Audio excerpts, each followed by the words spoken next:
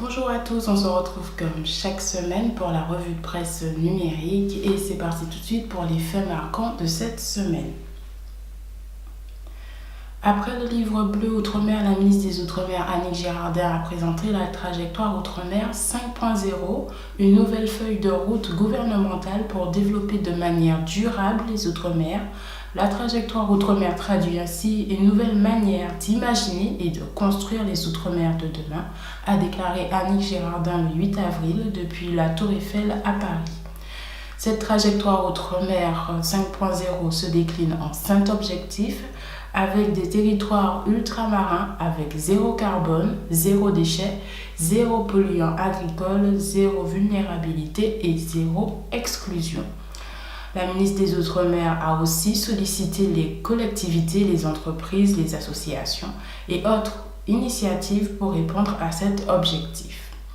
Dans cette démarche, la ministre des Outre-mer aura-t-elle le soutien de la Guyane? Rien n'est moins sûr. Selon France Guyane, dans sa une de mardi, le quotidien souligne que la délégation conduite par le président de la collectivité territoriale de Guyane, Rodolphe Alexandre, n'a pas été convaincu. On est venu pour rien, ont déclaré la patronne locale du MEDEF, Tara Govinda, et le sénateur de la République En Marche, Georges Patient, à France Guyane. Le sénateur qui a aussi tweeté que cette nouvelle trajectoire est de bonnes intentions pour les îles, mais je cite, « On semble oublier que la Guyane est continentale et que le développement durable n'entraîne pas la mise sous cloche au nom de la préservation. » Fin de citation. Jeudi, les députés ont donné leur aval à la réforme du statut d'autonomie de la Polynésie française en reconnaissant la mise à contribution du FENUA dans la construction de la capacité de dissuasion nucléaire et à la défense nationale. En Polynésie française, le président de la collectivité, Édouard Fritsch, a réagi à l'amendement de Maïna Sage, une de ses plus proches soutiens, en déclarant que cette modification relève de la littérature. J'estime que la discussion n'est pas là, a-t-il poursuivi au micro de Radio 1 Tahiti. Le texte prévoit aussi de moderniser le statut de la Polynésie, adopté en 2014, et déjà réformé à 2 reprises en 2007 et 2011. Une révision statutaire que le député Moïté Botterson a qualifiée d'énième toilettage cosmétique de l'État. Nous n'avons pas besoin aujourd'hui d'un deuxième toilettage de ce texte datant de 2004, mais d'une véritable refondation des relations constitutionnelles entre la France et la Polynésie, a-t-il déclaré dans l'hémicycle. Justice maintenant avec la haute autorité de la transparence de la vie publique qui a saisi cette semaine le procureur de la République concernant les déclarations d'intérêt et de patrimoine du président de la région Réunion, Didier Robert. L'autorité indépendante estime qu'il y a un doute sérieux quant à l'exhaustivité, l'exactitude et la sincérité de ces déclarations du fait d'avoir omis une partie substantielle de ses revenus. Didier Robert a démenti dans un communiqué de presse. Il a précisé avoir bien effectué la déclaration modificative qui ne portait pas sur une partie substantielle de ses revenus et reconnaît que cette déclaration n'a pas été effectuée dans le délai de 2 mois. Mais le président de région affirme que l'ensemble de ses intérêts ont bien été déclarés auprès des services fiscaux dans les délais réglementaires.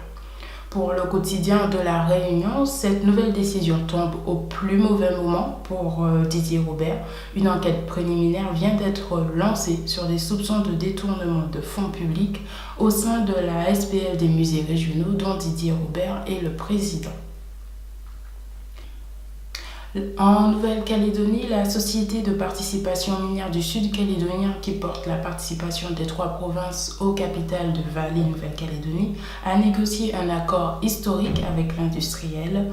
Le groupe Vallée est en passe d'abandonner une dette de près de 27 milliards de francs.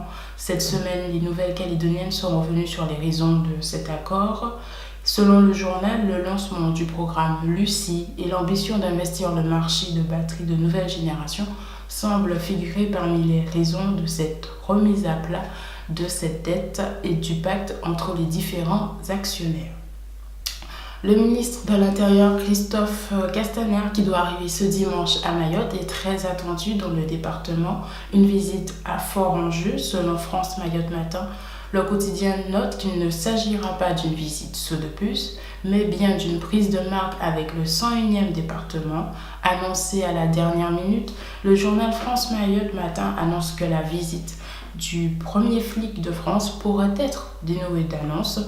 Christophe Castaner devrait plutôt jouer le rôle d'éclaireur lors de ce déplacement pour la visite du président de la République, Emmanuel Macron, prévue en juin. En sport maintenant, avec ce nouveau titre pour la Martiniquaise Mélanie De Jesus dos Santos, qui a été sacrée championne d'Europe de gymnastique ce vendredi en Pologne. Elle est devenue à 19 ans la deuxième gymnaste française à remporter ce titre.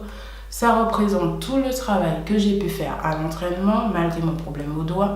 Je suis hyper heureuse d'avoir fait les 4 agrès et d'avoir remporté cette médaille aujourd'hui.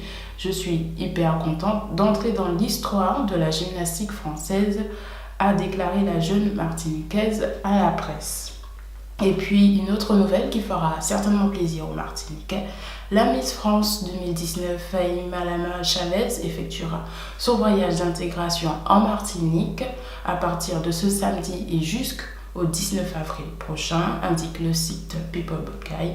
Elle sera accompagnée de Sylvie Tellier, directrice générale de la société Miss France, et de 4 anciennes Miss France, Malika Ménard, Marine L'Orphelin, Flora Coquerel et Maëva Cook. L'opération en Martinique sera notamment couverte par l'émission 50 minutes Inside de TF1 et diffusée au mois de mai prochain. Une belle opportunité de visibilité pour le comité martiniquais du tourisme et la destination Martinique. Le premier trou noir jamais observé par l'homme découvert ce mercredi s'appelle désormais Porei. Ce nom d'origine hawaïenne a été donné par un professeur de culture et de civilisation hawaïenne à l'université d'Hawaï. Porei signifie la création sombre, insondable ornée, ou encore source sombre embellie de création sans fin. Ce nom vient du Kumulipo, un chant religieux hawaïen composé au XVIIIe siècle pour faire le récit de la création du monde et de la généalogie des membres de la royauté hawaïenne. Le choix de ce nom s'est porté vers Hawaï car 2 des 8 télescopes millimétriques qui ont contribué à la découverte de ce premier trou noir étaient basés sur l'archipel. C'est tout pour cette revue de presse numérique. On se donne rendez-vous la semaine prochaine. En attendant, vous pourrez toujours suivre l'actualité des Outre-mer sur Outre-mer 360.